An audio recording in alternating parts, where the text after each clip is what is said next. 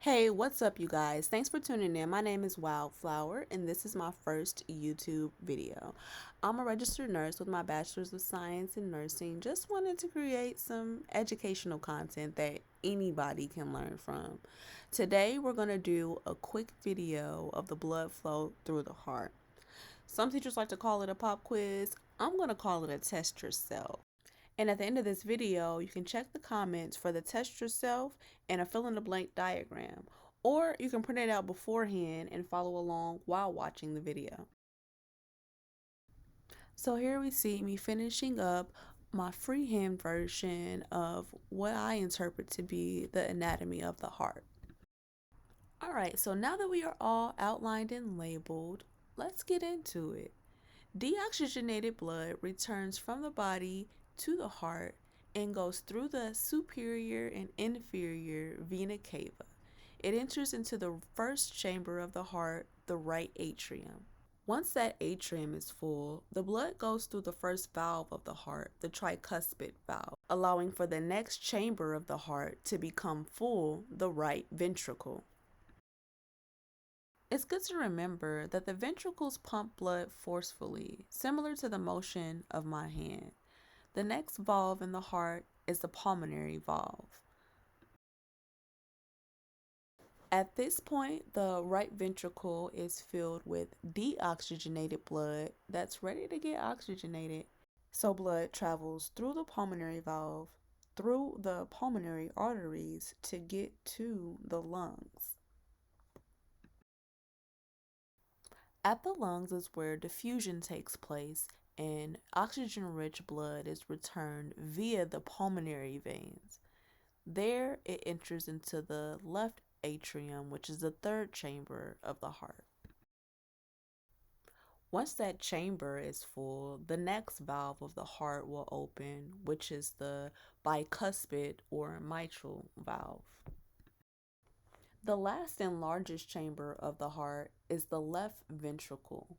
It is filled with oxygen-rich blood and needs to pump with force enough to reach the entire body. That blood has to go through the fourth valve of the heart, which is the aortic valve, to get to, you guessed it, the aorta. The aorta supplies oxygen-rich blood to your entire body, from the top of your head to the bottom of your feet.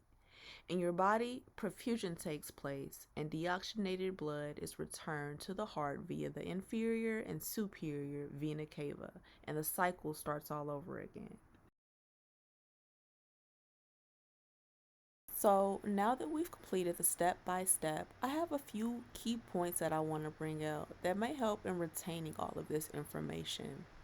The first point that I want to bring out is the opposite of what you are anatomically. When looking at a diagram or another person, the right side or their right side is actually your left, and then their left side is actually your right. So just remember when you're filling out your diagram that the left and right are the opposite of what you are anatomically.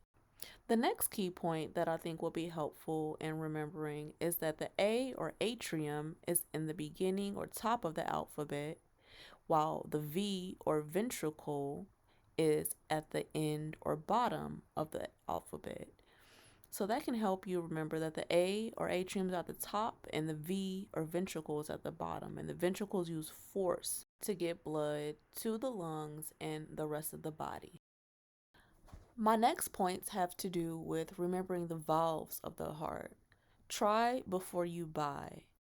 If we go back to the diagram of the heart, we see that the tricuspid valve comes before the bicuspid valve.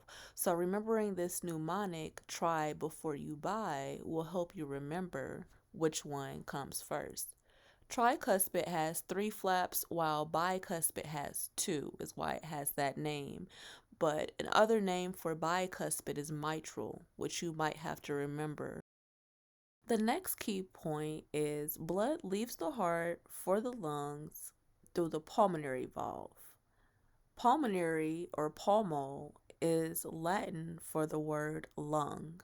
That's how you can remember anything related to lung. The last key point is that the blood leaves the heart to the body via the aortic valve. This one should be easy to remember because after it enters the valve, it goes through the aorta to supply the body with oxygen-rich blood. And that's it.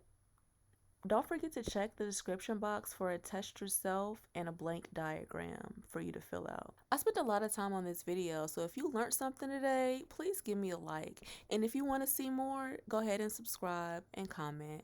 Wildflower signing out.